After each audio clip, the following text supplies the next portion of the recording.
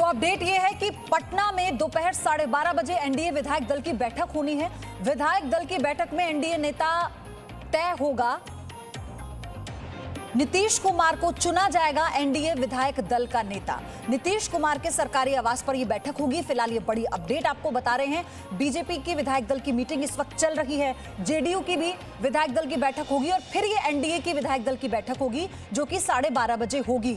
पटना में नीतीश कुमार के आवास पर होगी और इसमें पूरी संभावना है कि आज ही एनडीए का विधायक दल का नेता नीतीश कुमार को चुन लिया जाएगा, क्योंकि सूत्रों के हवाले से जो खबर आई थी उसके मुताबिक 16 तारीख को यानी कल हो सकता है कि नीतीश कुमार ही मुख्यमंत्री पद की शपथ ले लें। अब ऐसे में आज ये बैठक होना बहुत महत्वपूर्ण है और ये संकेत है इस बात का कि आज पूरी संभावना है कि नीतीश कुमार को एनडीए विधायक दल नेता चुन लेगी और शाम तक ये ऐलान हो जाए कि वो अपना सरकार बनाने का दावा पेश कर सकते हैं और कल मुख्यमंत्री पद की शपथ भी ले लें, क्योंकि छठ से पहले खुद नीतीश कुमार भी ये चाहते हैं कि बिहार की कमान वो अपने हाथों में ले लें, औपचारिक तौर से शपथ ले लें। 7वीं बार वो शपथ लेंगे अगर ऐसा होता है। ये बड़ी जानकारी, बड़ी अपडेट आपको बता रहे हैं। बीजेपी विधायक दल की मीटिंग चल रही है, जेडीयू विधायक दल की मीटिंग होनी है, लेकिन उसके बाद 12:30 बजे एनडीए के विधायक दल की बैठक होगी। यानी पहले जेडीयू मंथन कर रही है, बीजेपी का मंथन चल रहा है, फिर एनडीए का मंथन होगा। तो बिहार की राजनीति के लिए आज का दिन बहुत अहम है।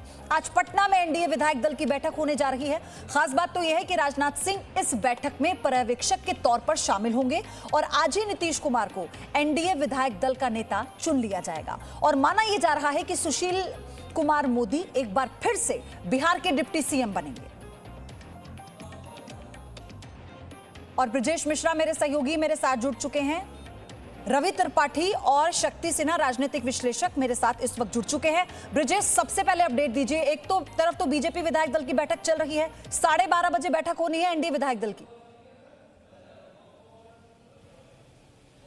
बिल्कुल पयोधी, अभी बैठक शुरू हो चुकी है बीजेपी विधायक दल की। विधायक दल आप ना कहें, विधान मंडल की बैठक आप कह सकती हैं, क्योंकि उस बैठक में एमएलसी भी शामिल हैं।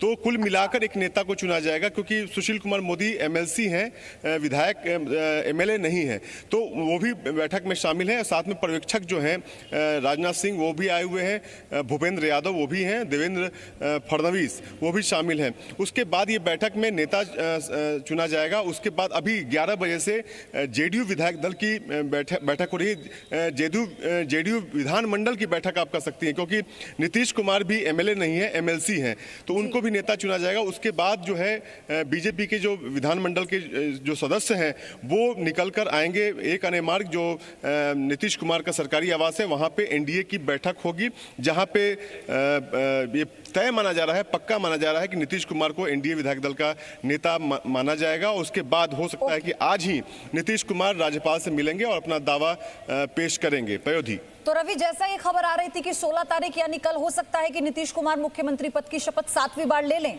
इसकी संभावना पूरी है फिर? जी बिल्कुल, अब इसमें कोई डाउट तो है नहीं। अब जो प्रोसेस है उसको पूरा किया जा रहा है, क्योंकि विधायकों की बैठक होती है, विधायक दल का नेता चुना जाता है। जैसा ब्रजेश बता रहे हैं कि चूंकि दोनों लोग विधायक नहीं है, दोनों लोग एमएलसी हैं, चाहे नीतीश कुमार की बात करें चाहे सुशील मोदी की बात करें, तो दोनों को विधानमंडल का नेता चुना जाएगा। और उसके बाद जो प्रोसेस होगा वो जाके राज्यपाल के पास अपना दावा पेश करेंगे। दावा पेश करने के साथ साथ वो डेट तय होगा कि किस समय, उस समय तय होगा कि किस समय वो शपथ लेंगे और शपथ के साथ साथ कितने मंत्री उनके साथ शपथ लेंगे। देखने वाली बात होगी कि मंत्री को लेकर सबसे ज्यादा कयास लगाया जा रहा है कि बीजेपी क्या इस बार ज्यादा मंत्रियों का दावा करेगी, क्योंकि बीजेपी ने ज्यादा सीटें जीती है। हालांकि अगर बात करें बड़े पोर्टफोलियो की, तो पहले से ही बीजेपी के पास बड़े बड़े पोर्टफोलियो है। फाइनेंस मिनिस्ट्री हमेशा सुशील कुमार मोदी के पास रहता है, बीजेपी के पास पीडब्ल्यूडी मिनिस्ट्री भी रहता है, हेल्थ मिनिस्ट्री भी बीजेपी के पास है। तो बीजेपी के पास पहले से भी बहुत सारी चीजें हैं। हो सकता है बीजेपी इस बार मिनिस्टर्स की संख्या बढ़ाए, क्योंकि मिनिस्टर्स जो ओथ लेंगे उससे अंदाजा लग जाएगा कि बीजेपी ने क्या, जो अंदर खाने बात हुई होगी नीतीश कुमार से, उसमें क्या सहमति बनी है। क्योंकि अगर स्ट्राइक रेट देखें तो बीजेपी का अच्छा रहा है और बीजेपी की वजह से ही कहीं ना कहीं नीतीश कुमार इस बार सरकार में आ रहे हैं। और इस बार तस्वीर बदली हुई है एनडीए की बिहार में। रवि, आप बने रहिए। शक्ति सिन्हा राजनीतिक विश्लेषक हमारे साथ है। सब वेरी गुड मॉर्निंग, स्वागत है आपका। कैसे देख रहे हैं इस बार के प्रारूप को, पूरे मंत्रिमंडल को लेकर? किसका पलड़ा भारी रहेगा? और क्या जो कहा जाता है बिहार में कि चलती तो सिर्फ नीतीश कुमार की है, होता वही है जो नीतीश कहते हैं, क्या इस बार भी वही होगा जो नीतीश चाहेंगे? ये आपने बहुत अच्छा सवाल पूछा है, क्योंकि हर सब लोग कह रहे हैं कि देखिए जदयू का नंबर बहुत घट गया है, 40-43 एमएलए केवल हैं, अब जदयू दुर्बल हो गया, बीजेपी हावी हो गया। मगर अगर आप देखेंगे जदयू के बिना सरकार भी तो नहीं बन सकती है। तो इसलिए गठबंधन में ना हर चीज़ केवल नंबर आंकड़ा नहीं देखना चाहिए।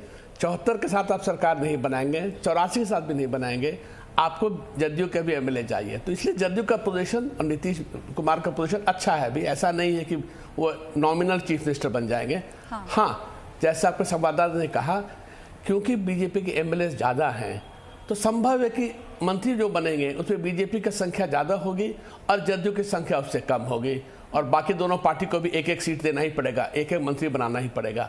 तो इस जो नई सरकार बनेगी ओवरऑल तो वही लगेगा, बट हाँ अंतर से आप देखिएगा तो जदयू थोड़ा कम हो जाएगा और भाजपा उस कंपैरिजन में ज़्यादा होगा। तो यही प्रारूप देख सकते हैं हम। आलोक मेहता वरिष्ठ पत्रकार जुड़ गए हैं हमारे साथ। सर गुड मॉर्निंग, आपको मेरी आवाज़ मिल रही है? अच्छा चलिए उन्हें कनेक्ट करते हैं। ब्रिजेश, लेकिन यही बात जिसका जिक्र भी अभी सर ने किया कि क्या ये पूरी संभावना है, क्योंकि कयास तो ये भी थे कि हो सकता है बीजेपी और जेडीयू 50-50 फॉर्मूले पर रहे, 3-3 मंत्री या 4-4 मंत्री, क्योंकि हम और वीआईपी को भी एक-एक मंत्री पद देना है।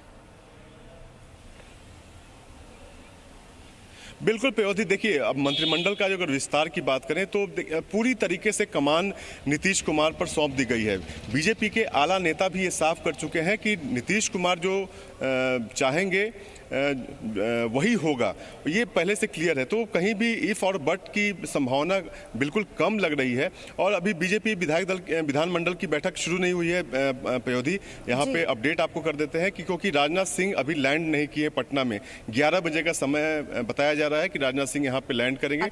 उसके बाद विधानमंडल की बैठक होगी, लेकिन इतना तय है कि होगा वही जो नीतीश को लगेगा सही, ये तो तय है, क्योंकि पहले से ही ये क्लियर कर दिया गया है कि जो भी वो अगर मुख्यमंत्री उप मुख्यमंत्री बीजेपी से बनाना चाहते हैं या फिर पोर्टफोलियो कौन मंत्रिमंडल का होगा, नतीजों से लेकर और अब आने वाली सरकार के प्रारूप तक। आलोक मेहता जुड़ चुके हैं। सर वेरी गुड मॉर्निंग, क्या लग रहा है आपको सर, होगा वही जो नीतीश चाहते हैं?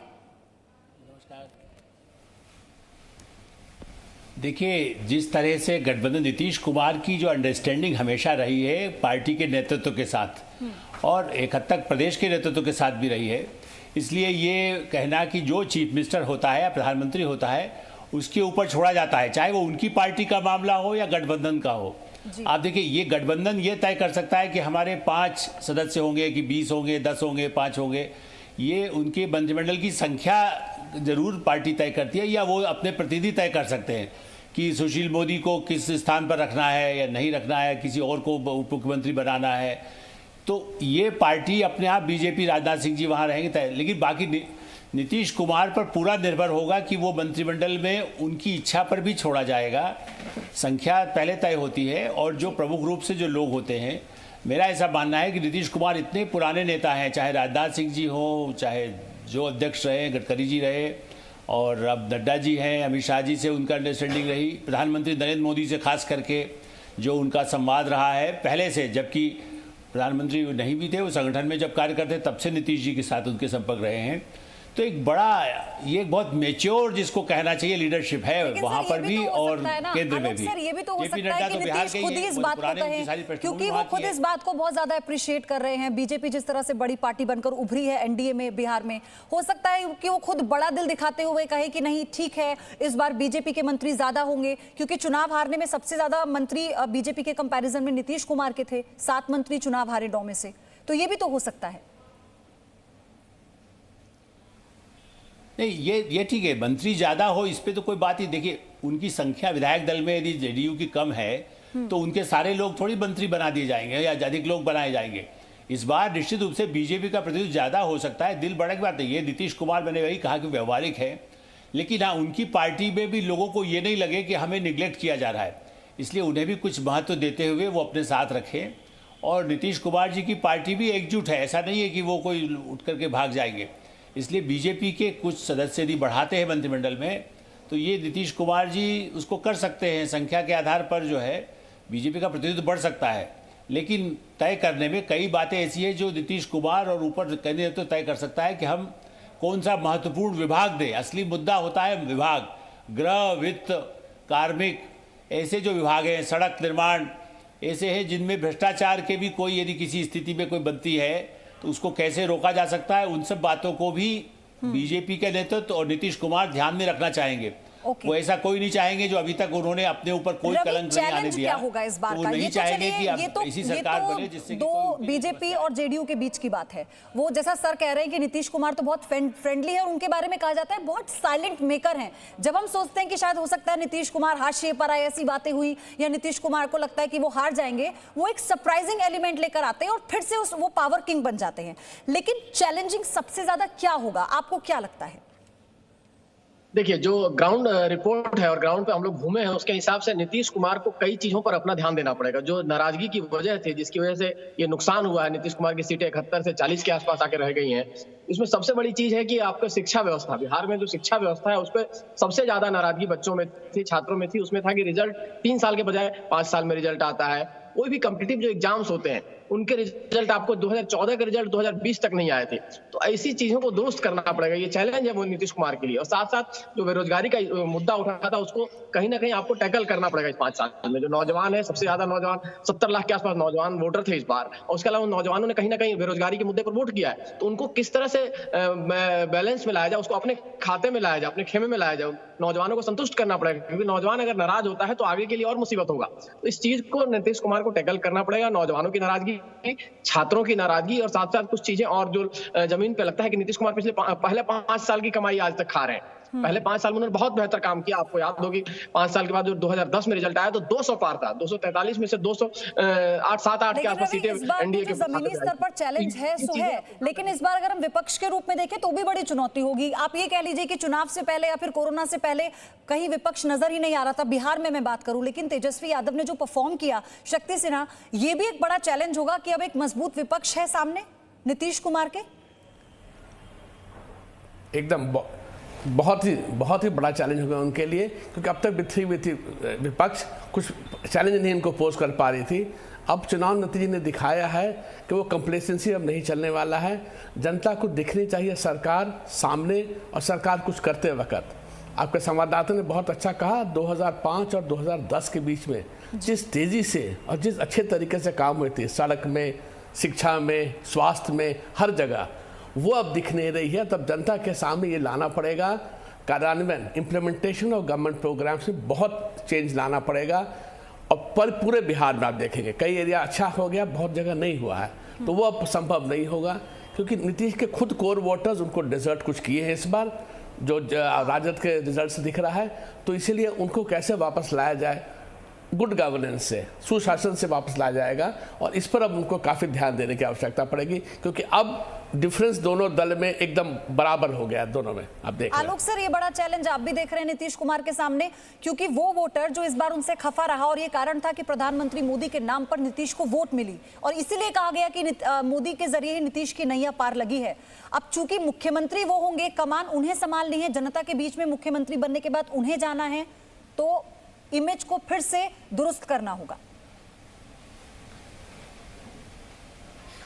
बिल्कुल पयोधी जी, आपने बिल्कुल ये महत्वपूर्ण बात कही। असल में नीतीश जी जैसे कहते हैं ना, एडमिनिस्ट्रेटर की तरह जो ज़्यादा काम कर रहे थे, अब उनको और अधिक लोगों के साथ तालमेल, बल्कि मैं तो ये कहूँगा कि चाहे अभी असंतोष तेजस्वी यादव ने दिखाया है, लेकिन उनके विधायकों को भी उनके इलाकों में क्या काम हो सकता है, जेडीयू और बीजेपी के साथ साथ, जैसे उन्होंने कहा भी है कि वो पूरे प्रदेश के मुख्यमंत्री होंगे, वो कोई एक पार्टी के तो मुख्यमंत्री नहीं होंगे या एक गठबंधन के नहीं होंगे। तो उन्होंने उन सब विधायकों के लिए भी कुछ अच्छा कितना ज़्यादा कर सकते हैं, इस बार उनकी और ज़्यादा ताकत लगाए। लोग कहते हैं कि भाई अब तो उन्होंने कह दिया ये मेरा आखिरी चुनाव है, लेकिन मुझे लगता है कि इस समय एक और नया इतिहास वो बना सकें इस मुख्यमंत्री के रूप में। जो अधूरे काम पड़े थे, चाहे वो पुल बनाना हो, लोगों के मकान देना हो, लोगों को स्वास्थ्य की सुविधाएं देना हो, लोगों के स्कूल कॉलेज में लोगों की भर्ती करना हो, पुलिस बल को अच्छा करना हो, ऐसी स्थिति में उनको सभी विधायकों को, और उनके संबंध उन सब लोगों से भी रहे हैं। आरजेडी के लोग आज तेजस्वी के साथ हों, लेकिन अभी कई ऐसे विधायक उनमें होंगे जो नीतीश को भी एक अच्छा नेता भी मानते हैं, तो उनके भी, या वो अपने इलाके के लिए डेवलपमेंट के काम में कोई भेदभाव न करके वो एक अपनी और अलग तो छाप बना आत्मनिर्भर सकते बिहार का नारा हैं, दे क्योंकि दिया वरना था। होगा ये कि वो लोग आत्मनिर्भर असंतोष बिहार और का नारा भड़काएंगे। दिया, 11 तो सूत्र समस्या हो 5 जाएगी। संकल्प, ये बात अपने घोषणा पत्र में कही थी। तो इसलिए अब लोग, बिहार की जनता आगे देख रही है, प्रधानमंत्री मोदी की तरफ भी और नीतीश कुमार की तरफ भी, कि वो अब बिहार को किस दिशा में लेकर जाते हैं। फटाफट से आपको बता देती हूँ, बिहार सरकार में संभावित मंत्री कौन है। मंगल पांडे बीजेपी से, इन्हें मंत्रालय दिया जा सकता है। नंद किशोर यादव बीजेपी से, सूत्र ये बता रहे हैं संभावित मंत्री कौन कौन होंगे। और बीजेपी से प्रेम कुमार संभावित मंत्री हो सकते हैं। श्रवण कुमार जेडीयू से, इन्हें एक बड़ा जिम्मा दिया जा सकता है। जेडीयू से संजय झा को फिर से बड़ा जिम्मा दिया जा सकता है। इसी के साथ अशोक चौधरी जेडीयू से फिर से बड़ा जिम्मा दिया जा सकता है। और ये तमाम नाम हैं जो अभी कयास लगाए जा रहे हैं सूत्रों के हवाले से जो खबर है। ब्रिजेश, आगे आपसे अपडेट लेते रहेंगे। बहुत बहुत धन्यवाद। आलोक सर, आपका भी शुक्रिया। और सर, आपका भी बहुत बहुत शुक्रिया हमारे साथ जुड़ने के लिए। शक्ति सिन्हा, माफ कीजिएगा। Ravi, thank you so much. Presenting B News app, available on Google Play and App Store. Download it now.